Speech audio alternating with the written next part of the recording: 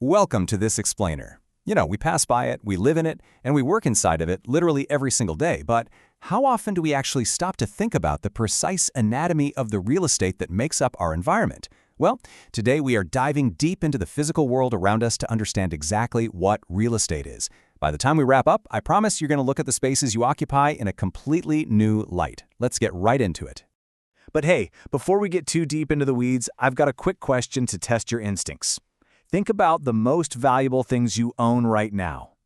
Is your car considered real estate? Just hold that thought in your head for a second. We'll see if your answer holds up as we start hammering out our definitions. So here is our roadmap for today. We're going to hit three main things. Number 1, defining real estate. Number 2, the 5 types of property. And number 3, working in real estate. All right, Section 1, defining real estate. What exactly is it? Now, when most of us hear the term real estate, our brains immediately picture a house, right? Or maybe a massive skyscraper. But the actual definition is way more three-dimensional than that. Obviously, the business is fundamentally about physical property. If you buy and sell property, you are in this game. But it's not just about the surface dirt or the structures sitting on top of it. True real estate includes the underground rights way beneath the land you're standing on, and this is wild, the air rights above it. You're basically buying a vertical slice of the world, kind of like a giant piece of teak, stretching from the clouds all the way down to the bedrock. And this concept perfectly highlights the permanent, anchored nature of real estate. Actually, Wikipedia hits the nail on the head with this one. Their definition points out that real estate is property consisting of land and the buildings on it, but, and this is absolutely crucial, it also includes natural resources. We're talking crops, minerals, water. The absolute key phrase you need to remember here is immovable property. If you have real estate, you have an interest vested in something that is completely, fundamentally permanent. Which brings us right back to that opening question. Real estate is either the land itself or property permanently attached to it, like a house or a commercial building. Personal property, on the other hand, that covers the movable stuff, your clothes, your furniture, and yep, your vehicles. So if you guessed that your car is not real estate, you absolutely nailed it. Because you can just turn the key and drive it away, it's personal property, not real property. Make sense? Okay, let's keep moving. Section 2, the 5 types of property. How we categorize the physical world. Honestly, it's kind of fascinating how we can take the entire, massive, complex, built environment around us and just neatly categorize every single piece of real estate into just 5 main pillars. We've got residential, commercial, industrial, special purpose, and land.